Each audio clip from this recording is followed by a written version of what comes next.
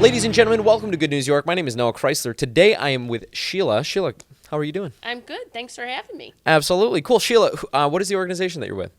It's Living with Dementia CNY. Fantastic. And we help people within 7 counties. Wow. I heard that you are the president and co-founder. Is that correct? Correct. Beautiful. Tell me about the organization. Tell me about Living with Dementia CNY. So Living with Dementia CNY is an organization that will help caregivers who are taking care of people with dementia, all types of dementia. And our mission is to provide training so that people, when they are working with people with dementia, so that they have better tips and tricks of what works and what doesn't. We also provide support. So we have a virtual support group that happens every Tuesday. And people can just come and virtually and talk or not talk or ask questions, because for some it's more a listening thing than a talking thing. That's how they get their support. And then we also provide Caregiver Summits in each of the 7 counties that we support. And at those Caregiver Summits, we bring together the caregivers and then also their loved ones that they're taking care of with dementia. And we put them in 2 separate rooms. And we do engagement and things for the people with dementia. And then the caregivers, we do different workshops depending on what we're talking about in that county at that time. Oh, interesting. And lastly, we help pay for respite care as we grow and are funded for different territories. Wonderful. Yeah. Very cool. That sounds fascinating. When people come to these support groups, specifically when they have family members affected with dementia, what are some of the common stories that you hear? What are some of the feelings that these people have when they show up? The biggest thing is that they don't feel heard. A lot of times as caregivers, it's very isolating and it's depressing. And there's a lot of anger that they don't voice because they think, this is my job, this is my parent, and I have to do this. It's expected that I am going to take care of this parent or this loved one, and I'm not going to complain about it. And especially for spouses who are taking care of their loved one, it's very hard for them because they never signed up to be a caregiver, ever. And now all of a sudden they're dumped into this role and they feel very angry and they're giving up every part of themselves in order to do that. So a lot of the caregiving support group has conversations about frustrations in a safe place so that they don't feel judged. Because you can't go around telling people, yeah, I'm taking for my dad and it's awful. I'm taking care of him and I can't stand him. You can't say that out loud and not have a lot of judgment. So it gives people a safe space to talk about what they're struggling with without the judgment.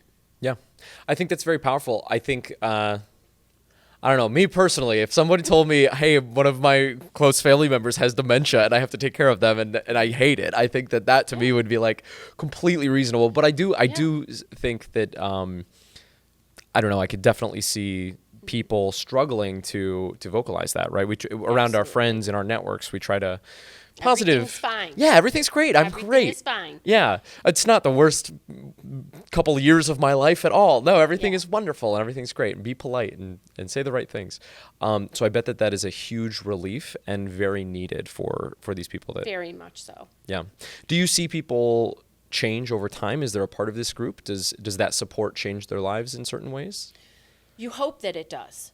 But, a virtual support group can only do so much. The one thing that's nice is that friendships form. Some people ended up, getting to know each other outside of the support group and things of that nature. So those relationships do develop.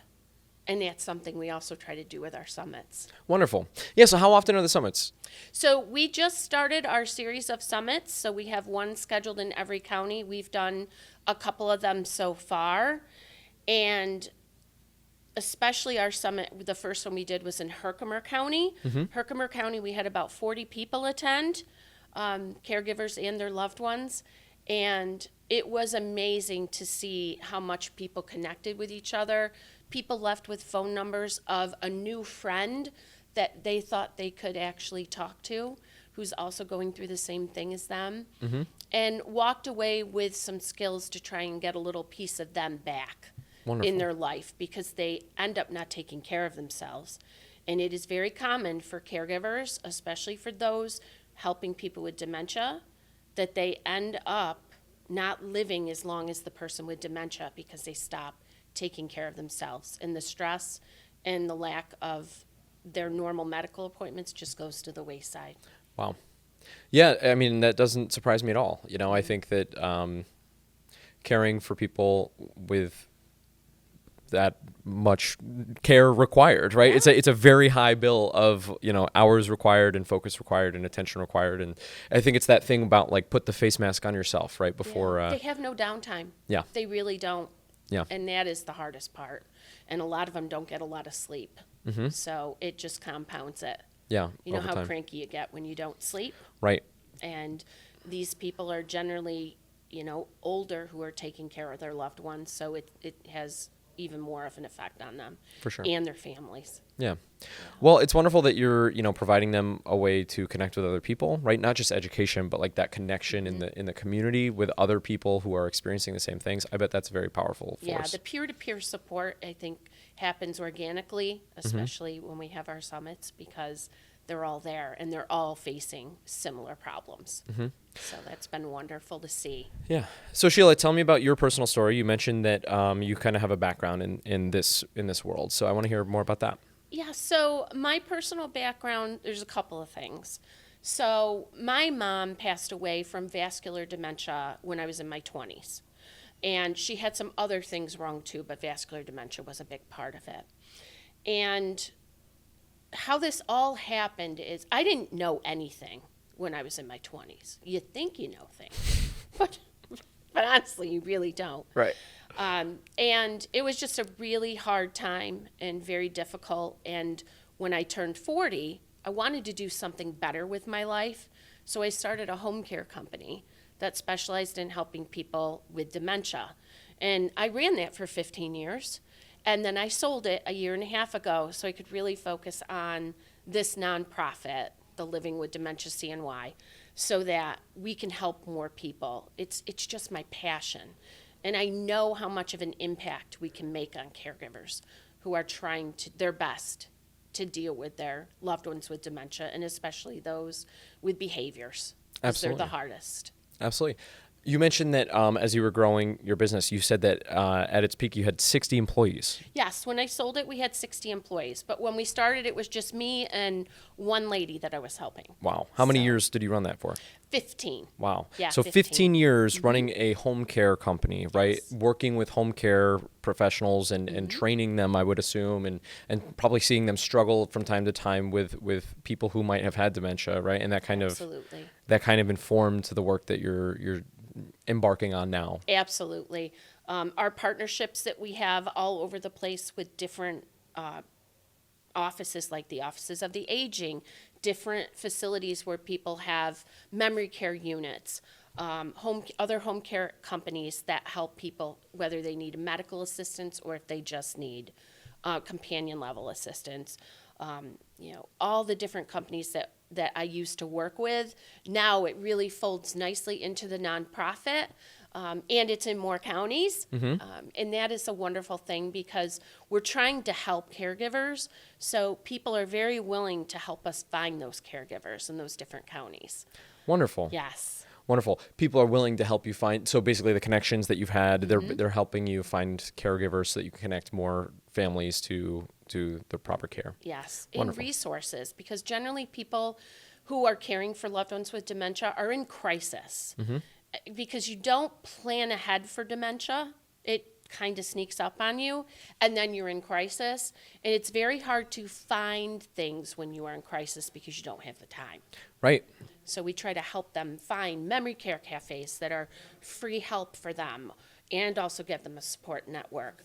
We try to help find different programs that might be a good fit for them, or an adult daycare center that would give them some respite.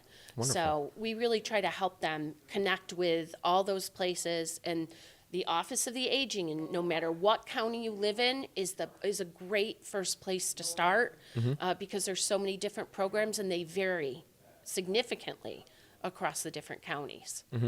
Can you tell me what is you said the term a memory care cafe? What is that? So a memory care cafe, and we have two very strong memory care cafes right here in Onondaga County. We have one in Baldwinsville that Reflections puts on, and then we have the Syracuse Memory Cafe, which is at the church across from MPH in DeWitt. That one has been in existence for a long time, and the Baldwinsville one is only a little over a year old. And at a memory care cafe, the person with dementia comes with their caregiver, whether that's a Cool. spouse or a friend or a paid caregiver. And it's a couple of hours of getting together with like-minded people who are going through the same thing, and they usually do an activity. Cool. There's always some singing, because music is a real thing for anyone living with dementia. And then they have a light snack. It's kind of like a mini lunch. And just time of connection and being able to spend time with other people and enjoy that time. Wonderful. Yeah, I've heard that too, right? Music therapy, it activates different parts of the brain. It helps people remember, it brings them back to a different time. And that's It does. wonderful. And with dementia, you do not lose rhythm, and rhythm is on the right side of the brain, and that's part of the brain that where rhythm is, you don't lose that. It's one of the last things you lose no matter what you die from. So rhythm is poetry, music, prayer, all those types of things are the things that bring comfort, and you keep those. Even when you can't communicate anymore, you still have those. Wow. That's fascinating.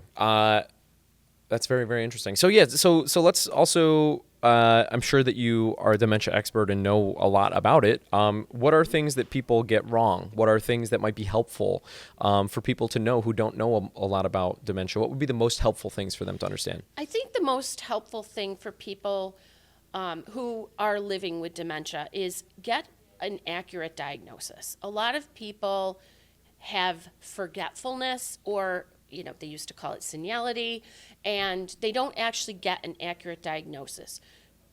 So when you have cancer, you find out what kind of cancer. Right. When you have dementia, most people don't find out what kind. And that matters for preventative measures, what you can do. There's a lot of good things going on in the research world right now for dementia, so I think we'll see more and more people actually find out what type of dementia they have. Because dementia is an umbrella term that describes a set of symptoms, and Alzheimer's is only one of those types of dementia. The most common are Alzheimer's, Lewy body, frontal temporal, and then vascular. Those are the ones that you hear most about, but there's over 120 types of dementia. Wow. That are really? diagnosed. Oh my goodness, I did not know there was that many. Yes. That's fascinating. Yeah. If I am a adult in my, let's say I'm like middle-aged, maybe late middle-aged, right? And I am nervous about potentially contracting dementia and having memory problems and that sort of thing. What preventative things can I do to delay that or make that not happen? I know in some of your other podcasts that you've talked to other people about the brain-gut connection. That is a real thing. What we put into our bodies definitely affects our brain. Chemicals and things that are in things that we put on our bodies, they definitely affect that. The biggest thing for any disease for prevention is less sugar, less salt, less fat, eating healthy, or the most healthy that we can in the environment we're in. And exercise, it's a big part of keeping your brain healthy. Got it. So diet and exercise, living a healthy lifestyle, probably reduce stress too. Is that a thing? Stress is definitely becoming more of an issue as the research comes out. If you can reduce your stress, that's really important. And the most important thing I can say to caregivers is you have to find a way to carve out a piece of time for yourself. And I know how hard that is, but it has to be done so you can live a full life and stay healthy yourself. Yeah. What are some of the, when a caregiver is carving out time for themselves, right? Some self-care so that they can, be available for that person, right? In a way that's healthy and not where they're not really angry, right? What are some of the most common types? Resentful. Exactly, right? Yeah. What are Yeah. what are some of the most like transformative things that caregivers can do to take care of themselves? And honestly, you say the word transformative, 10 minutes of quiet without anybody interrupting you can be transformative. In our last summit, one of the women told me, she goes, I just want to take a shower by myself. Because every time she goes to the shower, her husband is coming in. Are you done? What are you doing? Are you done? What's happening in there? She would give anything to have a 10-minute shower alone without any interruptions. Wow. And that is such a minimal thing. For some people, having 15 minutes to read a day is very helpful, or just 15 minutes of listening to the music they want. But a lot of times, they're looking for a break. A 10 to 15 minute break where they can just be themselves, and whether it's going out on their porch and having a glass of water and just being alone or walking around their yard, they're not big things that caregivers are looking for. Wow. They just need little breaks. Wow. If I know someone who has a relative with dementia and they are probably, to me, suffering silently, right? Yes. If they're, if they don't come to me and are there things that I can do to support that person? Absolutely. It's wonderful if you can say, hey, I'd like to come over and bring coffee and donuts for John. Why don't you take the chance to get out for an hour? Those types of things can be so helpful. And if it's someone that it's great. And if your family, making sure that you say, I'm going to come over and take Dad to lunch while you go get your hair cut. Those types of things are really, really beneficial. Wonderful. Wonderful. Well, Sheila, is there anything that we didn't touch on that you want to touch on before we wrap up here? I think basically we touched on a lot, but I think how to support living with Dementia CNY would be a great thing for let's us talk to about touch it. on. Yeah, well, how can people help you? So we have a bunch of different things coming up, and I will do one thing I want to mention is we have our large conference that's going to be held in the fall this year, October 29th, and we're bringing in a wonderful national speaker. Her name is Adria Thompson, and you can look her up online at Be Like Care Consulting. She is going to do a full day of training for caregivers of all kinds. Oh, wonderful. So that's going to be a huge event for us. That information will come out shortly, but you can save the date for October 29th. Cool. And we have a couple of fundraisers coming up. So we have our Heritage Hill does a come out on Thursday nights. They always have a band, and they support a nonprofit by giving a percentage of sales back. Oh, wonderful. We are going to be doing that on Thursday, June 4th. So if you want to know more about us, you can just come on out to that event, and we'll be there to talk to people about what it is we're trying to do. We also have a big golf tournament that we do in September, so more information will be out there. Oh, wonderful. But you can find out about all these things at livingwithdementiacny.org. And everything about us is on there and all of our upcoming events. Beautiful. And you can just make a donation there, too. Oh, cool. Yes. Wonderful.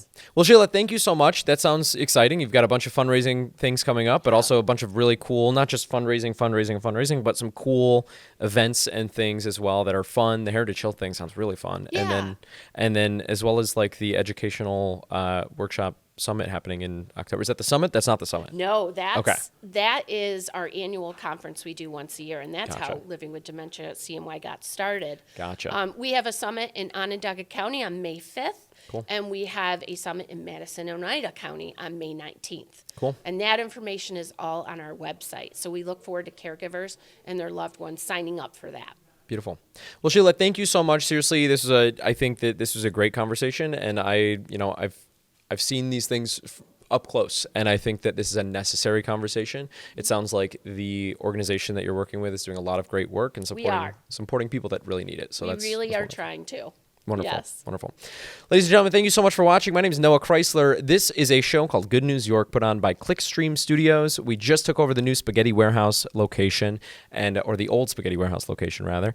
And we are a full-service content marketing agency. If you would like to work with us, the best way to get started, we are offering free marketing plans to businesses in Central New York. If you run a business or you work for a business in Central New York, here in the Syracuse area or in the surrounding area, we will give you a free marketing plan. You'll get about 45 minutes with me. I will sit down. I will learn everything about your business. I will take that information. I will construct you a personalized, tailored marketing plan for your business, and it will be tailored to you. You can then take that, do that, use that on your own, or we can help you implement that with us if you were interested in that.